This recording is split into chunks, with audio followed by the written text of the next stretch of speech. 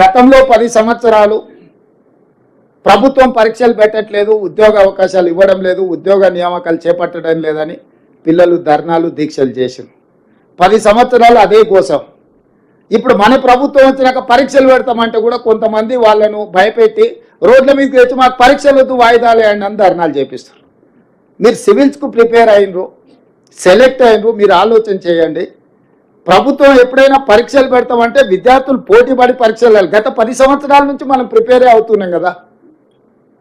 ఏదైనా మీకు సమస్య ఉంటే ఈ ప్రభుత్వము మీకు అందుబాటులో ఉంటుంది. నాతో పాటు మంత్రివర్గ సహచరులు అందరూ మీకు అందుబాటులో ఉన్నారు. ఎవరైనా కలవకుంటున్నారా? ప్రతిరోజు నేను మీ మధ్యలోనే కనిపిస్తున్నా కదా. మా మంత్రులందరూ మీరు ఎవరిపైనా కలుస్తున్నారు. నేను ఎందుకు చెప్తున్నంటే కొంతమంది ఉద్దేశపూర్వకంగా విద్యార్థులను రెచ్చగొట్టడం ద్వారా రాజకీయ ప్రయోజనం పొందాలని ప్రయత్నం చేస్తున్నారు. గతంలో ఈ రకంగా లబ్ధి పొందినరు, గతంలో ఈ రకంగా రెచ్చగొట్టి పిల్లల ప్రాణాలను ఆత్మ బలిదానాలను చేసి ఆ పిల్లల ప్రాణాల పునాదుల మీద అధికారంలోకి వచ్చిండ్రు. 10 సంవత్సరాలు వాళ్ళని పట్టించుకొని ఏ పరీక్షలు నిర్వహించాలి, ఏ ఉద్యోగాలు ఇవ్వాలి. ఇప్పుడు ఉద్యోగం పోగానే మళ్ళీ విద్యార్థులు గుర్తొచ్చారు, వాళ్ళ ప్రాణాలు గుర్తొస్తున్నాయి. నేను అందుకే పిల్లలందరినీ ఎందుకయా మీరు ఉన్నారు కదా దుఃఖాలాక బాబా మటలు మీరు ఆమర నిరాహార దీక్ష కూర్చోండి పరీక్షలు వాయిదా ఎన్నిక అని చెప్పి నాకు తిక్కలేసి.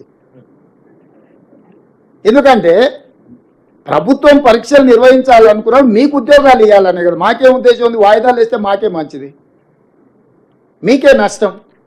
మీకు ఏదైనా ఇబ్బంది ఉంటే, ఏదైనా అంశంలో మీరు ఏదైనా ఇంకా బెటర్గా చేయడానికి ఏదైనా సూచన ఏదైనా చేయదలుచుకుంటే ఈ ప్రభుత్వం సిద్ధంగా ఉంది. ఎందుకంటే వాళ్ళు కూడా మీ సోదరులే, మన సోదరులే, మన పిల్లలే. ఇప్పుడు ఆ పరీక్షల కోసం వాయిదాలు వేయమని అడిగేటోళ్ళు కానీ, నిరసన తెలిపేటోళ్ళు కానీ వాళ్ళు ఎవరో బయట వాళ్ళు కాదు, మన పిల్లలు. వాళ్ళకి ఏం కావాలనో ఈ ప్రభుత్వం సిద్ధంగా ఉంది. మీరు బయటికి వెళ్ళినాక వాళ్ళందరికీ చెప్పండి. నిరసన తెలపాల్సిన అవసరం లేదు, ధర్నా చేయాల్సిన అవసరం లేదు. ఈ ప్రభుత్వం మీరు చెప్పింది వినడానికి సిద్ధంగా ఉంది. అందులో సహేతుకమైన సూచన ఉంటే తప్పకుండా ఈ ప్రభుత్వం పాటిస్తుంది. అందుకే గ్రూప్ 2 పరీక్షను మీరు అడిగినారు, మేము పోస్ట్పోన్ చేసినాం. కానీ పరీక్షలే నిర్వహించవద్దు. ఎందుకంటే పరీక్షలు నిర్వహిస్తే పిల్లలందరికీ ఉద్యోగాలు వస్తే వాళ్ళకి ఇంధనం ఉండదు, వాళ్ళ రాజకీయ మనుగడకే ప్రమాదం వస్తుందని చెప్పి కొంతమంది కుట్రలు చేస్తున్నారు. కాబట్టి కుట్రలలో పడకండి. మీరు ఎవరు చెప్పినా మీ సొంతంగా ఆలోచన చేయండి, ఇది మంచిదా కాదా.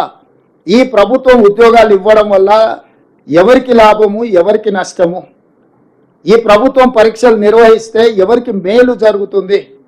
ఈ ప్రభుత్వం ఈ రకంగా ప్రిలిమ్స్లో పాస్ అయిన వాళ్ళను పిలిచి ప్రోత్సహించి వెన్ను తడితే వాళ్ళకు ఒక మానసిక ధైర్యం, ఎస్ మా ప్రభుత్వం ఉన్నది, మా గవర్నమెంట్ ఉన్నాడు, మా ముఖ్యమంత్రి ఉన్నాడు, మా ఉప ముఖ్యమంత్రి ఉన్నారు, మాకు ఏదైనా విషయం ఉంటే మేము వెళ్ళి చెప్పుకుంటాం. ఇగో ఈ సచివాలయం మాది ఇయ్యాల లోపలికి వస్తే మీ కాన్ఫిడెన్స్ లెవెల్ ఎంత పెరిగి ఉంటుంది. ఆ బయట నుంచి దూరంగా పోతే మనకి ఎట్లుంటుంది, అరే ఇదేదో పరాయోళ్ళ ఆస్తి, మనం ఏదో దాని ముందల గడిల ముందల వెళ్ళిపోయే బానిసల్లాగా నుంచి బాజాప్తా లోపలికి వచ్చి సచివాలయంలో ఉంటే మీ కాన్ఫిడెన్స్ లెవెల్ మీరు పోటీ పరీక్షలకు ప్రిపేర్ అయ్యేటప్పుడు మీ కాన్ఫిడెన్స్ లెవెల్ నెక్స్ట్ లెవెల్కి వస్తుంది.